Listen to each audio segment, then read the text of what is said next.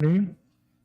Welcome to the joint committee hearing of the Committees on Health and Committee on Law, Justice and Human Rights, presided by the Honorable Board Member Ranolfo Jose G.P. Pito Jr., Chairman, Committee on Health. We request everybody to please rise. The joint committee hearing on the Committees on Health and Committees on Laws, Justice and Human Rights is hereby called to order.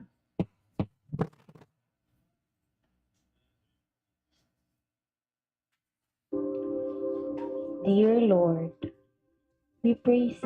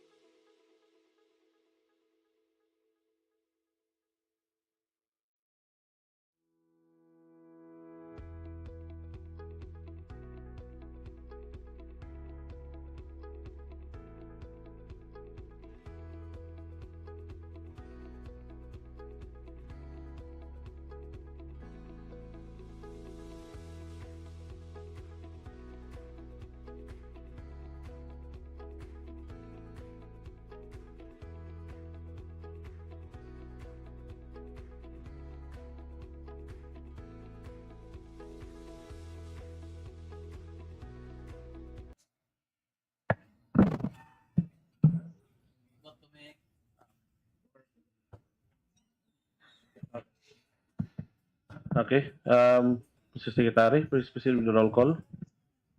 Mr. Chair, roll call. Board Member Ranolfo Jose G. Pepito Jr., Board Member Minerva C. Casinabi, absent. For the committee members, Board Member Marlon Brando Binlayan, Board Member Armando S. Evangelista Jr., absent. Board Member Ria Lu Eslinas, absent. Board Member Attorney Oliver Owen L. Garcia, absent. Board Member Attorney Hollis C. Monsanto, absent. Board Member Bobby J. B. Dinlayan, Board Member Attorney R.B. Escliases, absent. Board Member Joseph D. Palmada, absent. Mr. Chair, there are 3 out of 10 members of this joint committee. There is lack of quorum. There being a lack of quorum, this committee hearing is hereby not in order, but in exigency of service, we will now proceed as a committee meeting. Good morning, everyone. So, we are here to discuss and deliberate relative to the following. To it, first, proposed ordinance number 004-2025 of the 28th SANGGUNIANG PANLALAWIGAN, authored by this representation, entitled an ordinance instituting the retention and continued service of barangay health workers, barangay nutrition scholars, and barangay sanitation inspectors of the province of Bukidnon through institutionalizing the Bukidnon Health Workers Academy, appropriating funds thereof and for other purposes. And letter B, proposed ordinance number 005-2025, authored by this representation, entitled an ordinance strengthening gender-responsive, disability-friendly, and socially inclusive routine immunization services in the province of Bukidnon for children, adolescents, and elderly, providing funds therefore and for other purposes. And letter C, the letter dated July 14, 2025, with the attachment from the Provincial Governor Rogelio Neil P. Roque, requesting the August body to pass the resolution adopting the Provincial Health Board Resolution number 2025-007, entitled the resolution approving the project proposal entitled Enhancing Community Health and Safety through Empowered Barangay Health Workers to be implemented in the province of Bukidnon. So we will now be taking up the first item, the proposed ordinance 004-2025. We also would like to acknowledge our invited guests. We have our Provincial Health Officer, Dr. Gary Tabius. Doc, morning. Provincial Legal Officer, Attorney Jean Ivis Ledesma, Attorney, may magmuntag. From the PIDOHO, Dr. Vincent Ragoro, is he around? Yes. Hello, Doc. Morning. And then Provincial Budget Officer or Representative, Mami Fe. Anyway, kung ano mas Mami Fe. Mubalik na mga po siya po. Siya may last mo ano. BHW Federation President, Ma'am Sara Almendras. Hello, ma'am. Good morning.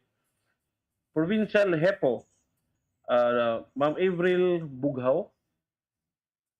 Na si Ma'am Avril. Okay. City Health Officer of LGU Valencia City. Naaba sa Valencia. O ako lang acknowledge ang ato ang mga MHOs present. Dr. Rigel May Haraula, Pambaungon. Hello, Doc. Morning. Our MHO from Dangkagan, Dr. Neil Angelo Kabudoy. Hello, Doc. Morning. From Damulog, Dr. Christian Silva. Hello, Doc. Good morning. And from Kibawe, Dr. Lira Jim Tangian. Hello, Doc. Morning. Sakto ba? Lira. Sakto. And then from Maramag, Dr. Evangeline Revilla. Doc, hello, Doc. Good morning. It's always a pleasure to have you here. From Pangantukan, Dr. Ruston Garces.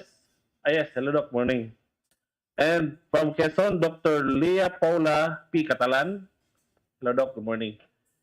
So, thank you so much no so sa inyong presence. Karong buntaga Doc. So, we will now take up the first item, the proposed ordinance number 004-2025. May we now hear first from our provincial health officer, Doc Gary.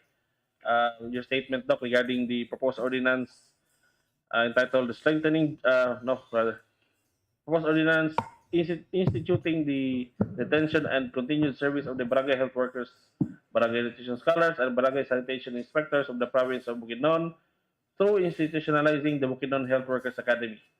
Doc, morning. Good morning, Mr. Chair, and good morning to the members of this body. So, I think the gist of this ordinance, this draft ordinance, is to strengthen our, not only to strengthen, not only to retain, but also to capacitate our barangay health workers. Now, for several years now, it has been a subject of debate, the status of our barangay health workers, because on a almost yearly or in every barangay election, we are more or less changing our health workers or health volunteers, and this might have a devastating consequence because some of these individuals were already trained, and of course some of them might might need an update in terms of their training. So basically we are just standardizing our health workers on the ground in such a way that they will be retained, and for services, frontline services or grassroots services, na dili siya mahamper or dili siya mawala, or there's a continuity of service in our grassroots levels. So I think this is the gist of everything, Mr. Chair. Thank you, Doc Gary. Sakto yun, no? O, sa lakton ng storya, dili masanggi inig eleksyon, di ba damay? But, nalaki question, Doc. For example, sa barangay health workers po o any frontline health workers, siguro, pwede ba diri sa ordinance na to ibutan, Doc? Although, understood naman nga siguro, non-partisan sila dapat. Pero, pwede ba nato siya kanang kanang itong mas i-emphasize pagid nato nga dili gid sila pwede mo engage into partisan politics para di pagid sila madamay sa politika. Murag nga na pwede ba kana sa yes, ako lang human si Dr. Gary din ato board member din layan. Pwede ba na Doc ato i-specify gid sa ordinance appeal? My answer is yes, but this is might be subject to any legal debate. So I would like to also yield to our legal anyway. Luminaries. Thank you, Mr. Chair. Thank you, Doc Gary. Attorney, I wish comment ato attorney regarding sa one. Then after you si board member Dilayan na dayon. Thank you.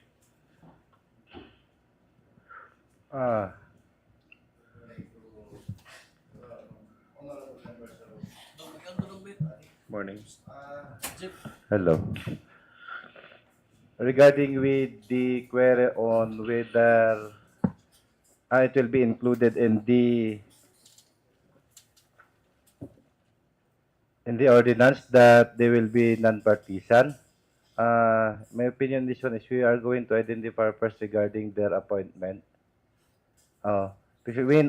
Because considering that when I read the JMC, the local health board will be the one to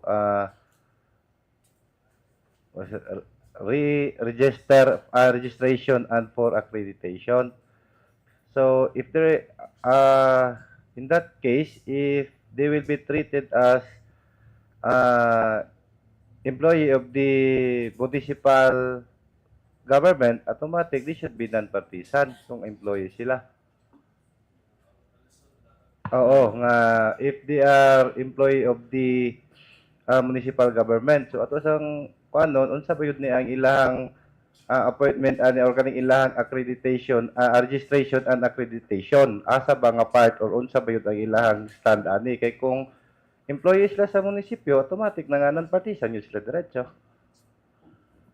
Pero I don't know kinsa maka-answer ani. Ang appointing authority nila gid ani is dili magin si barangay no. Di si barangay. Per JMC 2023-001, it is the local health board. It is the local health board Ang ang mag-accredit and mag-register sa ila after kato series of those application, katong services, and then training accredited by DOH, na voluntary service, and other requirements. lagi kay usaya ra ba pag politika pati sikap diretso na lang. I mean, well anyway, so klaro na maging siya non-partisan and then local health board yun ang recommend or ga-appoint sa ilaha. Si local health board po makatanggal ra po sa ilaha. Yes, after due process. Due process, yes. O after Eh, due process. Saya mo ko diretso na lang. Anyway, namin comment po si board member Dinlayan. Kaya at least napon na siya personal experience po regarding ano. Yes, board. Ikaw sa ayos. Upward. Okay. Good morning to our guests and visitors. Good morning, Mr. Chair. No exact information about the appointment of the BHW. It is the local health board or the barangay kapitan. For my time, Appoint. appoint ko ana og mga BHW. And even others nga mga workers sa barangay, ang barangay kapitan man ang appoint. And ako nang hadlukan kay even ako ang nag-appoint na initabo ito nga time nga nakasuhan ko. Ako siyang gi-out pero natinghala ko nganong niabot kipon sa kaso nga gidawat sa korte nga ako man ang appointing authority yung nakita nako wala to'y labot sa politika, wala lang kay trust and confidence. Pwede day kakasuhan. So kadang puntahan na karon kinsa magid ang local health board o ang barangay kapitan kay kinsa may update karon. Mr. Chair, allow me to comment. Yes, Doc. Mr. Chair, the barangay health workers, their kaning existence is governed by a law. Nalimot ko sa Republic Act. 7883. So basically, in accordance to this law, they are regarded as volunteers. Okay. So kung may tag-volunteer, murabag, sariling pagsisilbi man siguro na siya. So nag-render kag service pero out of your goodwill, no, as a person. And then, in other words, kung akong basahon ning ako lang pagsabot, no, dili man ko abogado, pero sa akong pagsabot ani na balaod, ulay appointing authority, being a volunteer. Thus, ang gigamit ng mga wordings sa balaod kay registration and accreditation. Gi-accredit sila but there's only one governing entity and that is the local health board. Kanang local health board na din siya murag kanang murag subcommittee ginatawag na BHW Registration and Accreditation Committee. So ang overall na committee, ang overall body, local special body, ang local health board. But ang katong ga-hear ani na mga kaso in terms of accreditation and registration and accreditation, kato ilang subcommittee which is the BHW Registration and Accreditation Committee. So muna siya inaasa balaod, Mr. Chair. Okay, so we have to be careful on that kay kasagaran mga barangay, especially dito sa mga rural areas, no? Nagtuo gid na ang mga punong barangay nga sila ang naay gahom dinha sa appointment sa atong mga BHW. That is the reason why nga kakayaran nila pagkaman sa election, as you mentioned nga usahay politika nga ilan ang auton kay nagtuo ang punong barangay nga ilan ang tao. That is the reason why nga nung ma-out ang uban nga BHW through sa recommendation sa punong barangay. Yes, I agree, Mr. Chair. But then I think, Mr. Chair, we should also study the legal basis of these different health workers in a sense na ang barangay nutrition scholars are also governed by a law, a presidential decree, nalimot lang ko sa kanang exact numbers, which actually states for the role of the barangay captain. Nasa role, nalimot lang ko sa iyang exact role in accordance with the presidential decree. But na-role ang barangay captain dito. Probably sa ila pong either ilang appointment or ilang registration, which was stated in the law, katong presidential decree. And then the barangay sanitary inspectors, these are included, but it is not governed by a law, but an administrative order, which is not considered a law. Okay, so lastly, Mr. Chair, first and foremost, ang kapitan mangod ang gapili ang rekomendaan ng mga BHW sa barangay mo'y himo nga BHW diya sa kabarangayan. That is the reason why nga ang ilang pagtuo sila na ang nag-employ ni ana. So, Mr. Chair, mula na nga for information to everybody. Thank you. Ayan na. So, thank you, Mr. Chair. Thank you. Yes, natay additional comment from Dr. Revilla. Doc, please.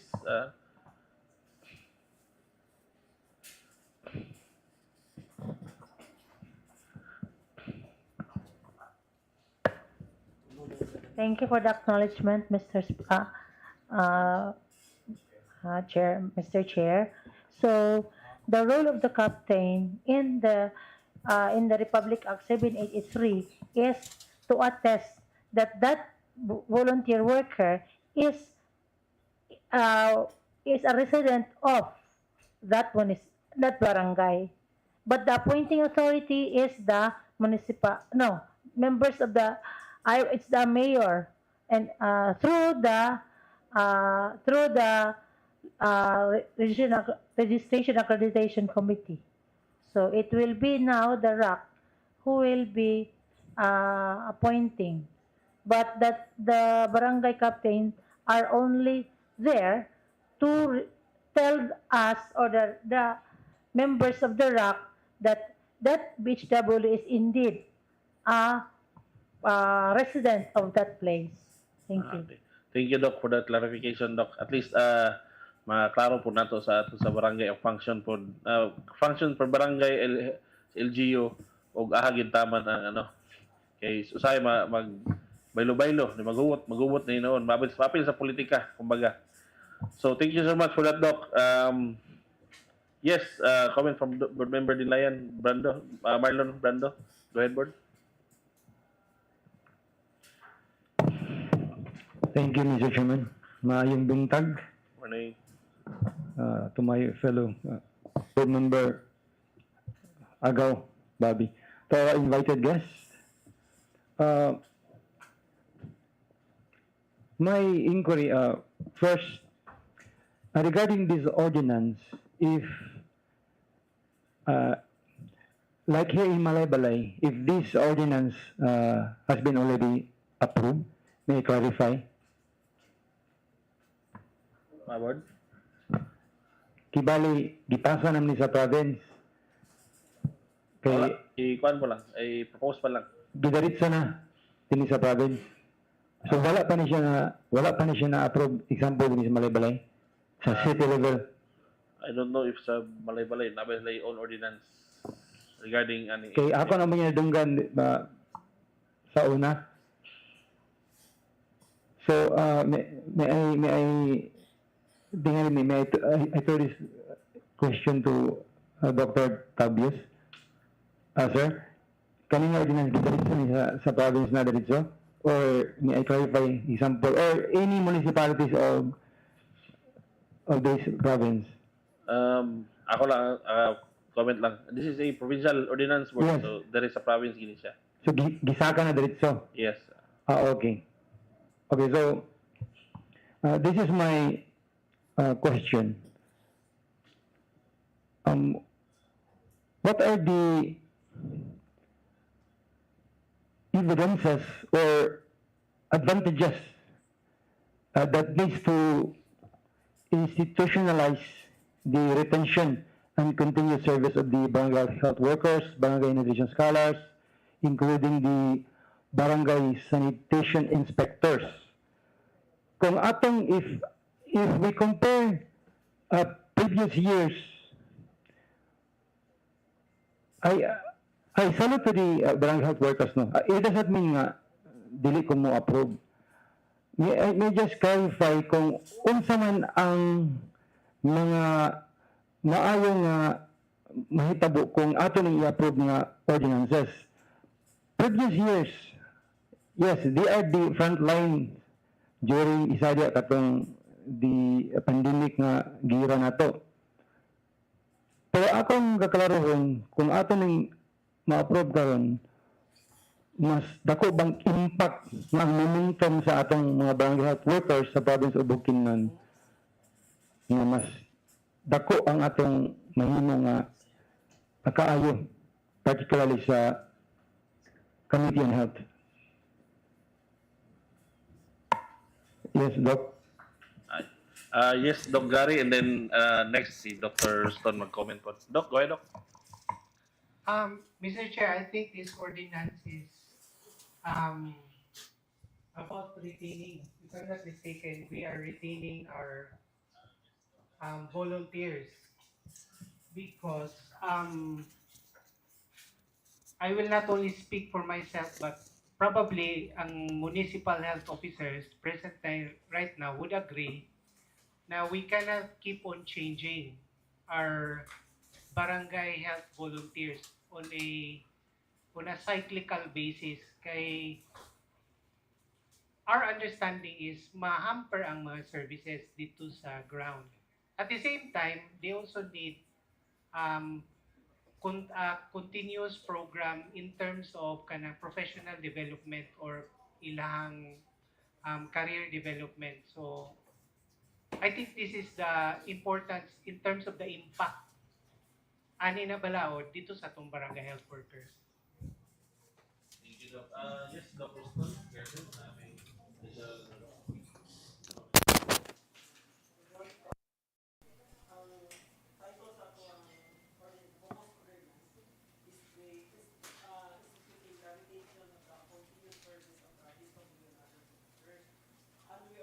Institutionalizing the Bukidnon Health Workers Academy, which is ang ilahang continuing medical education, ilang continued training, which is apela na sa atong Republic Act 7883 that the local government units will continue to give trainings to the BHWs. Mo bitaw na sir nga, if naka-train na siya nga BHW, pila naka-training na gian, then one election mawala.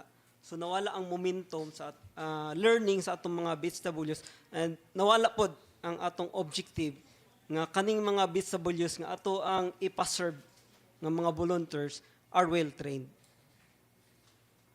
So muna kong sabot sir nga this is regarding the institutionalization of the Barangay Health Workers Academy which tanan na mga BHW na train na this year. Last batch. So amo ning gipaagi, no? Ang training, ang ato ang gigamit is the reference manual sa BHW nga gi-develop sa Department of Health. Ano lang sir, thank you. Okay. Mr. Chairman, Thank you, Doc. Yes, may I follow up inquiry? Yes. Okay. Given a chance that this ordinance ma-approve, kano sa manang kano sa mga effectivity ani? Even given a chance today, but I don't know kay dili man mi quorum. Dili pa. I mean, mga man tawag regular. Mga kano sa ka mga next year Yes, Sige lang sa Dr. Revilla. pakitubang lang sa akong maybe Before Dr. Revilla, maybe we can ask Dr. Revilla. Before you speak, Doc, kindly state your name and then your position sa ano. For record purposes lang. Thank you, Doc. oo. Thank you, Mr. Chair. I am Dr. Evangeline Colinares Revilla, the Municipal Health Officer of Maramag Bukidnon. So, if this will be approved, now, then definitely this will not be implemented this year because we already had a budget last year. So this will be maybe be implemented next year. Next year. But the thing is, I don't know if mag-increase ba ka ang budget. But sa next year, no, with this development. But we are very, very glad that this is already under the provincial government by the SP because we also are waiting for whatever is being legal na din sa province kay almost everybody pod naghulat sad sa kanang unsay mahitabo diri kay actually this is also a debate nga na draft paghihapon ang among ordinance sa Maramag because kanilaging aside ang kanang barangay captains and kanang og sa local health board. So, naman ko'y bag-o karon third reading na sa Senate, no? Na lauded that was ako mong giningi January 2025 if I'm not approval of the Magna Carta for barangay health workers on the third and final reading that was done in when was that? Basta January 25 of this year. So, but I don't know of what happened now. So, this will again, like Dr. Roston had said, that this will very well help the barangay health workers and the LGU, RHU especially, because they are very helpful to us. Thank you and good morning. Yes. Mr. Chairman. Thank you, Doc. May I continue, Mr. Chairman? Yes, go ahead, bro. Okay. I clarify this, Mr. Chairman, because my follow-up question regarding my first question, if this ordinance approved na, as what Dr. Evangeline Revilla stated that maybe next year. Okay. The barangay nutrition scholars, including the barangay health workers, barangay sanitation inspectors, it was mentioned a while ago that they are considered volunteer or contractual workers. Okay. So, kung atong i-analyze, mura na sila og mahitabo nga regular employee, something like that. Akong ipalawom. Tungod kay ang makasulod next year nga mga barangay health workers and katong na-mention ako ganina, continue naman na sila. Dili na naman nato na sila nga matouch like katong uban para atong mga BPSO, lahi naman to sila katong mga women's. So, concentrate ta sa kaning mga barangay health workers o sa akong na-mention karon nga padayon ang ilahang pagka barangay health workers. Di ba? So, dili na basta-basta nga naay makasulod nga bag-o nga mabutan na to potential unta, skillful, tsada og karakter, tungod kay intact na. As far as I know, every barangay na ay 20. Correct ba ko, ma'am? Correct? Murag Mga pila kabok ang atong barangay health worker, ma'am?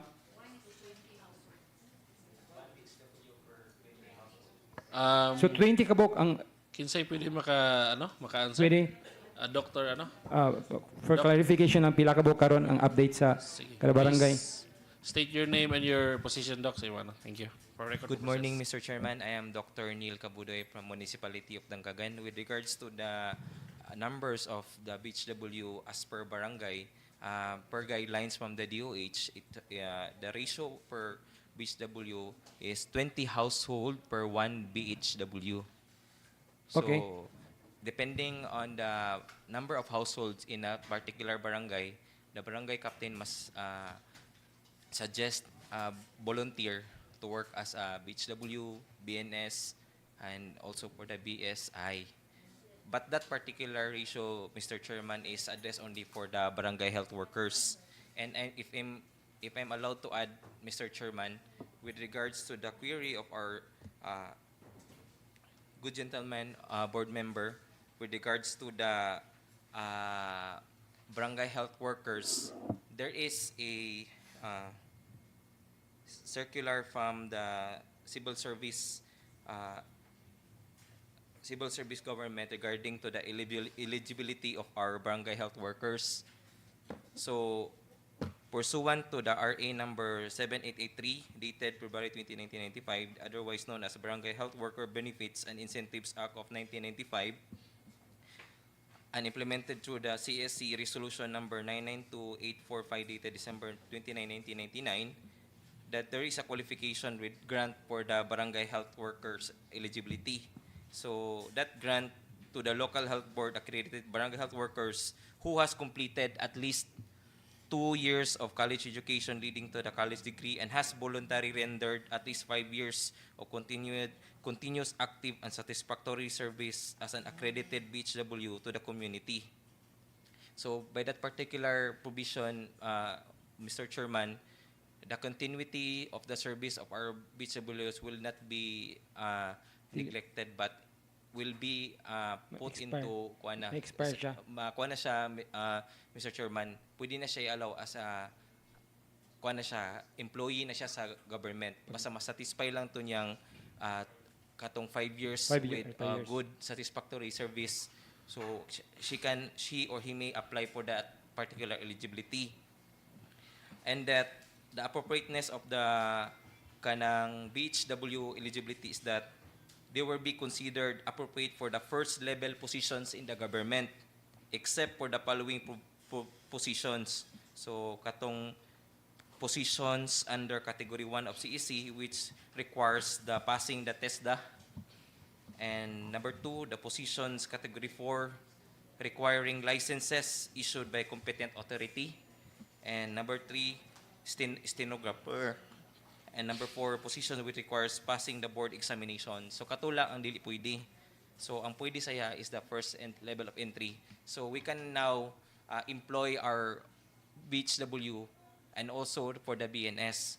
But there was no mention in the civil service for the barangay sanitation inspector and other volunteers, Mr. Chairman. Only for the BHW and the barangay BNS. nutrition scholar. Okay. That's all, Mr. Okay. Chairman. Thank you, Doc. Okay, Mr. Chairman, this compensation is in the form of an honorarium sa pagkakaroon. Yes. And not a salary. Honorarium. Honorarium, right? All right. Okay. Okay. I mentioned this while ago, assuming nga na-approve na siya, sorry. So, unsa may mga instance